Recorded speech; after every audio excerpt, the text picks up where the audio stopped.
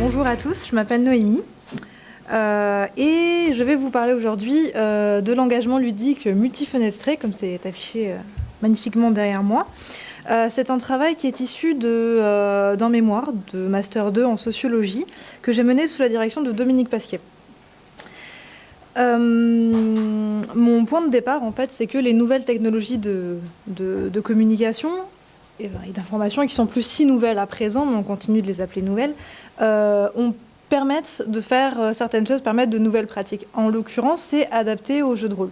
C'est-à-dire que maintenant, il est possible de pratiquer le jeu de rôle sans coprésence physique. C'est-à-dire par la médiation de logiciels d'audioconférence, comme Skype, comme Mumble, comme TeamSpeak. Cependant, les outils techniques ne sont pas neutres. Ils sont transformés par la pratique et ils transforment eux-mêmes la pratique.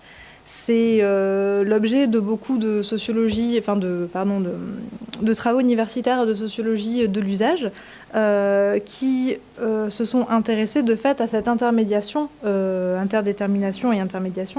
entre l'usager et le dispositif. Donc moi, mon propos aujourd'hui, c'est de voir quelles sont les modalités de l'engagement du joueur lorsqu'il a recours à cette médiation technique. Pour vous montrer rapidement à quoi ça ressemble, un jeu de rôle dématérialisé pour ceux qui ne le savent pas, là vous avez du coup une capture d'écran de mon écran lorsque j'ai fait une observation participante. C'est une partie de Donjons et Dragons 3.5 sur, d'une part, le logiciel d'audioconférence Mumble, donc un serveur privé issu d'un forum, et de la Virtual Tabletop, table virtuelle, qui est ici Roll20.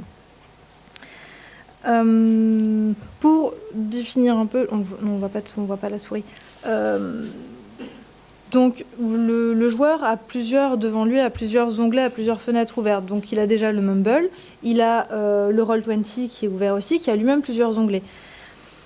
Les onglets en fait qui sont utilisés en jeu, il y a le lanceur de dés. Là pour le coup, il faut rentrer une commande macro dans le chat. Il a les ressources documentaires propres au jeu. Il a également la possibilité de gérer les options musicales. Et il a en plus, comme vous le voyez en bas, éventuellement un logiciel tierce comme Skype pour discuter, mais il peut aussi avoir une page Facebook ouverte, un forum. Voilà, donc il a plusieurs foyers d'attention et le jeu va requérir de ce joueur qu'il puisse switcher entre les différents onglets pour jouer. Je vais aller assez vite, c'est juste pour vous dire d'où je parle.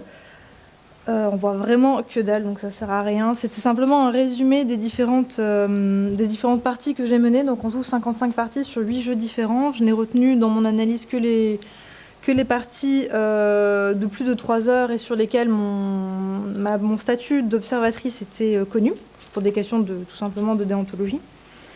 Et je me suis aussi attachée à l'observation non participante de 2 forums qui sont JDR Virtuel et Virtua JDR.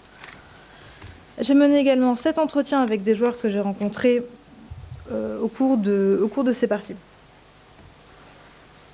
Donc je commencerai par développer le concept de joueur multifenetré et j'aborderai l'injonction à la focalisation sur le jeu par les meneurs, mais aussi par les structures dont les forums. Il s'agira ensuite, dans une deuxième partie, de prendre en compte l'immersion du jeu dans le quotidien grâce ou à cause de l'hyperconnectivité et les résistances des joueurs qui tentent, par différentes stratégies, de réguler leurs pratiques. Et en final, je m'attacherai à la présentation de l'apparente simultanéité des actions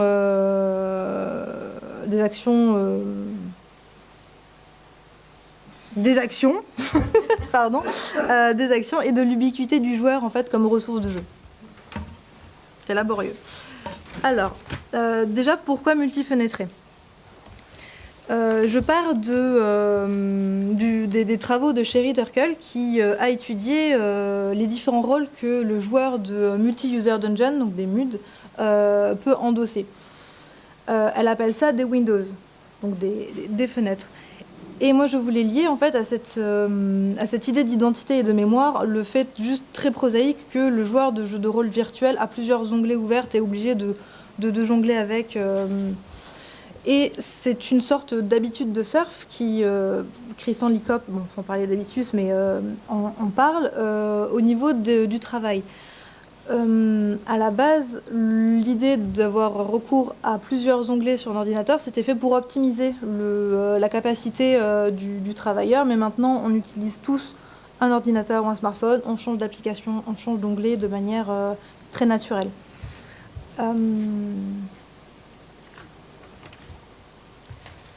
Donc, de fait, comme on a l'habitude de changer d'onglet, de surfer, la tentation est souvent grande pour les joueurs en jeu de rôle virtuel, lorsqu'ils ont des baisses d'attention, d'aller justement sur des applications ou des logiciels tierces, donc sur un Skype, un autre TeamSpeak, ou bien encore de regarder leur compte Twitter ou leur Facebook.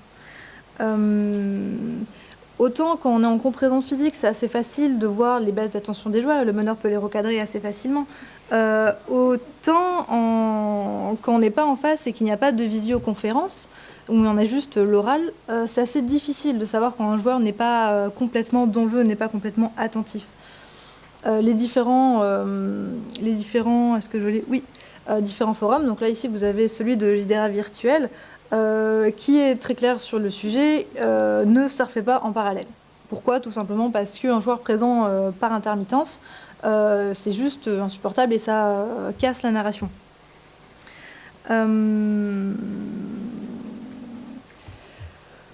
Mais bon, ça n'empêche pas que même si on dit non, les joueurs peuvent tout à fait le faire. Lorsqu'il s'agit d'une simple navigation, donc un peu par curiosité, pour aller regarder, un Instagram ou je ne sais pas, ça va juste être le temps de latence des réponses qui vont donner un indice de ce manque d'attention. En revanche, quand le joueur va s'engager dans une correspondance écrite, c'est le bruit du clavier qui va alerter les joueurs et le meneur. Donc nous en avons là c'est un extrait d'observation participante d'une table de Warhammer où clairement un joueur est en train de faire autre chose.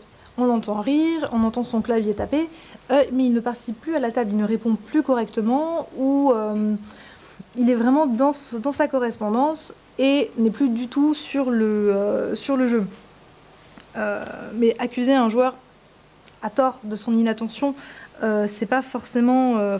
les meneurs et les autres joueurs ne veulent pas le risquer. Donc, suite à cette suspicion, le meneur a laissé sous-entendre que on entend des bruits de clavier, c'est un peu bizarre. Qu'est-ce que ça peut bien être pour essayer de ramener le joueur à l'attention, à son attention première qui devrait être le jeu. Hein.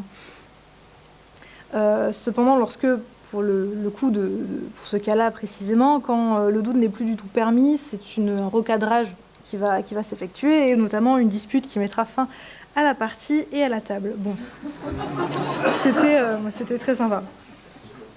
Donc, on voit que la possibilité de se livrer à d'autres actions discrètement peut impacter négativement le jeu. Et que les instances normatives et normalisatrices de la pratique, donc les plateformes d'intermédiation que sont les forums et aussi les meneurs de jeu, s'attachent à prévenir cette polyfocalisation, pour piquer le terme à Goffman.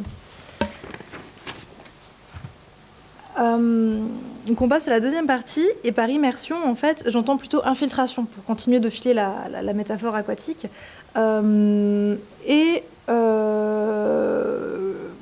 Dans le cadre du jeu de rôle virtuel, donc on passe par des logiciels d'audioconférence, là vous l'avez bien compris, par des chats aussi. Des logiciels en fait qui ont une portabilité qui sont assez élevées, c'est-à-dire qu'on peut les mettre sur le smartphone. Ou bien on peut les avoir, notamment Skype par exemple, sans avoir téléchargé le logiciel, donc sur son lieu de travail, via le navigateur, on peut avoir accès à Skype. Je souligne aussi que Skype et Discord sont vraiment très optimisés pour le support smartphone, ce qui n'aide pas du coup à laisser le jeu dans sa partie jeu.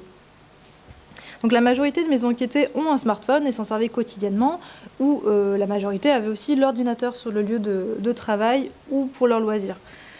Leur engagement quotidien dans le jeu en fait était toujours réactivé par des alertes sonores, par des notifications visuelles sur le PC ou sur le smartphone.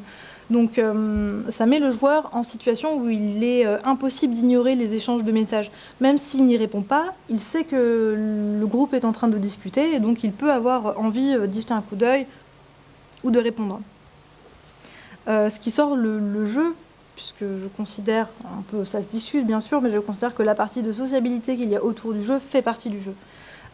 Et donc en fait, ce cadre de jeu qui normalement est défini temporellement et fixé à l'avance sort de son cadre, il s'échappe un peu.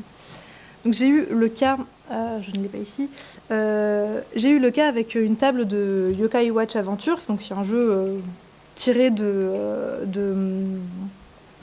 l'anime et du manga Yokai Watch, où les joueurs ont été extrêmement actifs. Pour vous donner une idée, durant 7 mois, les messages étaient quotidiens, il y en avait une cinquantaine à peu près. Ils discutaient de choses qui n'avaient absolument aucun lien avec le jeu de rôle, c'était des échanges, c'était des confidences, donc il y avait un vrai travail de sociabilité derrière. Mais bon, cependant, le chat n'a pas qu'un usage social.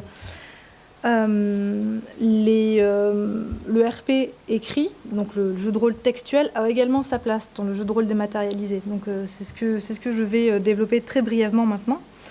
Notamment pour, par exemple, développer les relations entre les personnages, ou bien pour décrire une action.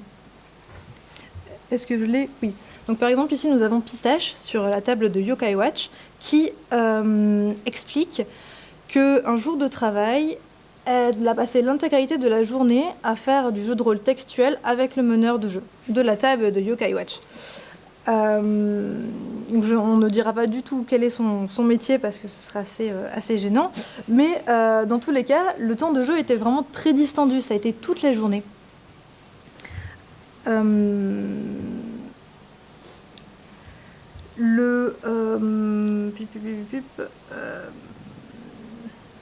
ça, je vais passer parce que ça va être un peu long.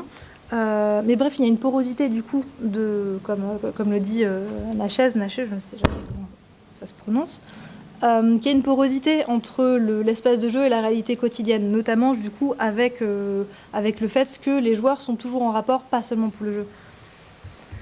Ce qui pousse du coup certains joueurs à tenter de réguler leurs pratiques pour ne pas que le jeu déborde et ne prenne trop de place dans leur vie. Même si on en veut toujours plus, il faut quand même se mettre certaines limites.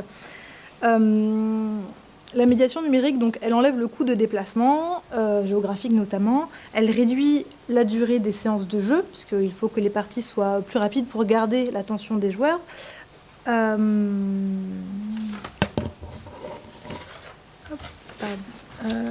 Mais c'est pas pour ça qu'elle amoindrit l'engagement, le poids de l'engagement des joueurs. C'est-à-dire que si un joueur n'est pas disponible pour la partie va quand même ne pas se faire. C'est comme en jeu de rôle en coprésence physique. Donc ici, nous avons un extrait d'entretien de Mordren qui dit que justement, le jeu de rôle est trop envahissant, que ça le bouffe trop. Les formules sont explicites en fait pour remarquer la chronophagie du jeu de rôle. Mais aussi le fait qu'il s'est laissé déborder, qu'il s'est engagé sur beaucoup trop de jeux à la fois. Donc la multiplication de ces engagements rôlistes le conduit en fait aux limites de ses possibilités temporelles et il ne peut pas créer plus d'espace. Donc donc déjà il en a conscience et il va s'imposer un certain nombre de séances par semaine pour ne pas aller au-delà. Notamment, le cas du jeu de rôle dématérialisé est assez particulier aussi puisqu'il y a énormément de one-shots qui sont disponibles.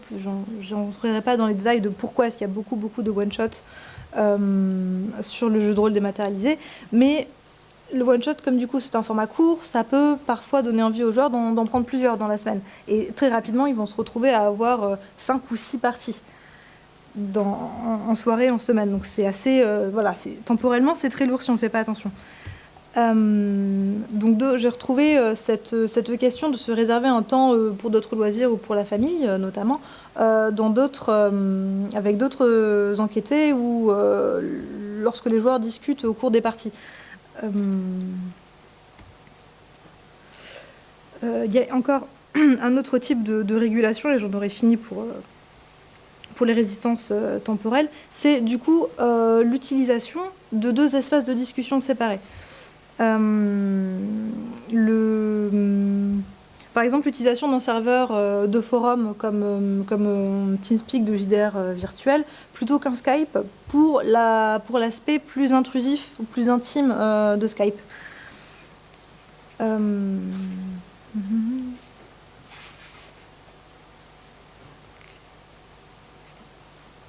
Voilà, donc du coup je passe à la suite, sinon ça va être un peu juste.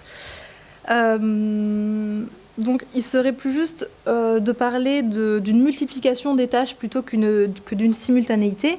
Mais j'ai mis simultanéité parce que c'est assez parlant, c'est assez visuel comme idée. La multiplication des tâches lorsque le genre multifenêtré doit switcher entre les onglets, ça provoque une rupture constante de l'activité.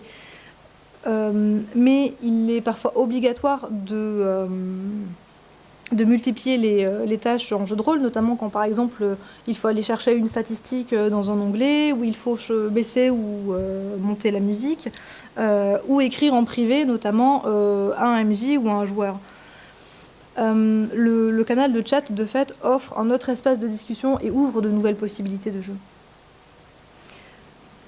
Est-ce que j'ai... Non, j'ai pas d'écran. Donc pour l'usage du chat privé, c'est souvent très utilisé pour les tables doubles ou pour les jeux qui ont des ressorts qui ont un ressort complotiste. Donc je pense notamment aux possibles tables de vampires, où la discrétion que permet le chat privé va faciliter la mise en place de stratégies et de complots. Une autre manière de jouer autrement avec cette fausse simultanéité, ce sont ce que j'ai appelé les apartés rôlistes, pour reprendre le terme de Verrier. Lorsque plusieurs joueurs ne parlent pas, c'est-à-dire quand l'action ne les concerne pas, ou qu'il y a un passage long d'une quête personnelle, ou qu'ils ne sont pas présents dans la scène, le chat leur donne quand même une possibilité de prendre part au jeu de manière active, que ce soit par des descriptions, des descriptions ou des dialogues avec les autres joueurs inactifs. Donc là, vous avez l'extrait d'une autre observation où les joueuses sont inactives. Il n'y en a qu'une qui est en train de monopoliser le canal de chat parce qu'elle est en train de mener un combat. Les autres sont sur la touche depuis 20 bonnes minutes et ont commencé un peu à s'ennuyer. Donc elles ont décidé de lancer un jeu de rôle textuel sur le côté. Elles prennent en charge l'intégration d'une nouvelle joueuse qui est ici Sarah, et qui vient juste de rejoindre la table. Donc le MJ, à cause du combat, n'a pas eu le temps d'introduire Sarah ou son personnage et n'a pas pu la présenter aux autres. Donc ce sont les joueuses qui, par le chat, par le roleplay textuel, vont s'occuper d'intégrer Sarah et de faire jouer la rencontre de leur personnage, en même temps que le canal de chat, que le canal vocal est utilisé pour autre chose.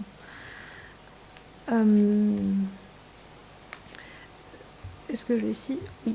Le canal de chat permet aussi de hiérarchiser les interventions, puisqu'il ne peut être utilisé que par une seule personne avec une seule thématique de conversation. Toutes les blagues ou les descriptions ne peuvent pas être émises. Bon, le côté un peu délirant, un peu amusant et les blagues qui peuvent fuser en jeu sont quand même importantes, et elles sont ici retranscrites par le chat. Donc sur le chat de Roll20, alors que le canal vocal est utilisé par le MJ qui fait une description, les joueurs sont en train de blaguer entre eux, tout simplement, d'avoir des interactions qui n'ont pas un lien direct avec l'action en cours.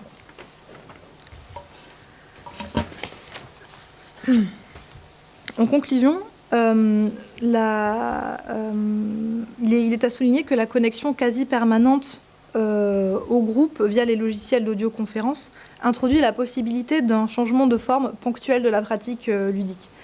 En effet, sa temporalité première est diluée grâce à la communication asynchrone permise par les messageries instantanées. Donc le jeu de rôle virtuel, contrairement à son homologue IRL, même si la comparaison n'est pas forcément toujours pertinente, est davantage protéiforme. L'usager, lui, n'est pas passif n'est cependant pas un être passif. Il construit des espaces de jeu et de hors-jeu au sein même du jeu. Donc c'était vraiment pas clair ce que j'ai dit, pardon. Je vais sauter ce paragraphe parce que... Pardon. La possibilité en fait d'un jeu sans fin que l'hyperconnectivité semble plus ou moins promettre se trouve en fait jugulée et contrôlée par les joueurs qui exercent un contrôle sur le temps accordé à leur pratique. Donc ils ne sont pas soumis à cette soi-disant hyper-connectivité. La discipline dans la gestion du temps se retrouve lors des séances, notamment pour les tours de parole, dont le respect garantit la bonne marche du jeu.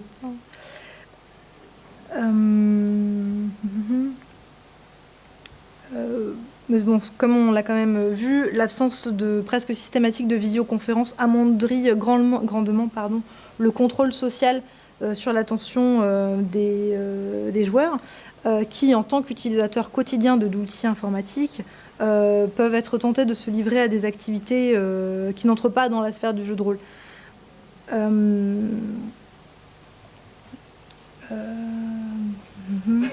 Mais cependant, la multi-activité peut être mise au service de la pratique ludique, qu'il s'agisse d'apartés ou d'énoncés subordonnés, informatifs ou humoristiques, comme nous venons tout juste de le voir.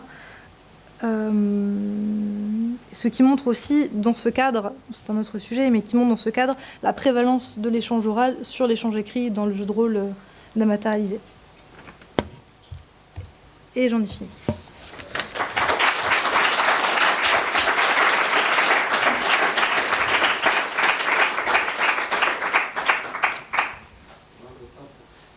Allô, oui, nous avons un peu de temps pour quelques questions. Honneur d'âme.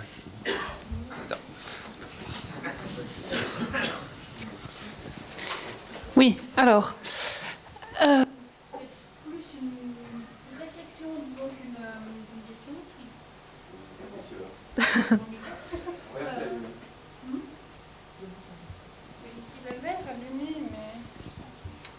Bon, c'est pas grave. Ok, je cherche pas à comprendre.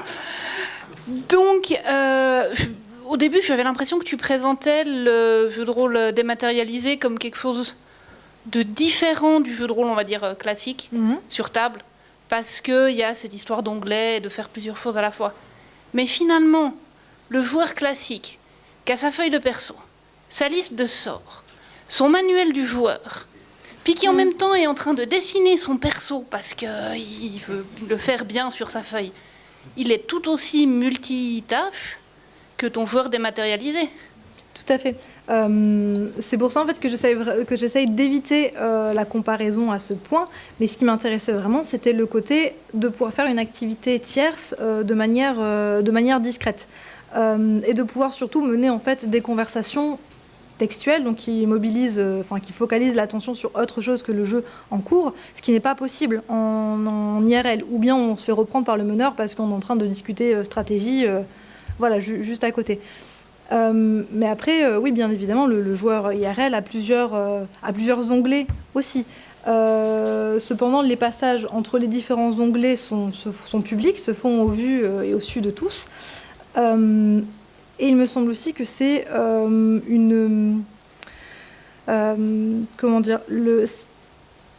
par exemple, rechercher une stat sur sa feuille peut faire intervenir les autres joueurs de manière assez pratique. Par exemple, dans le cadre d'initiation, ta caractéristique, elle est là, tu dois tirer ça.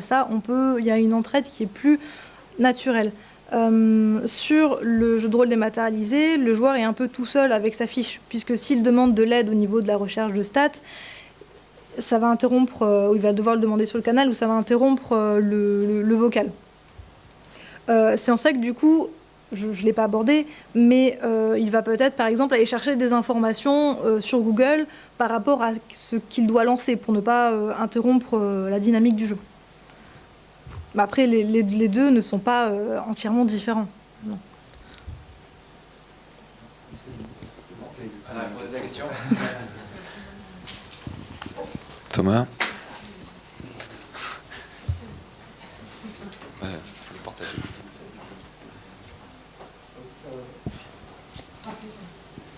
Oui. Oui.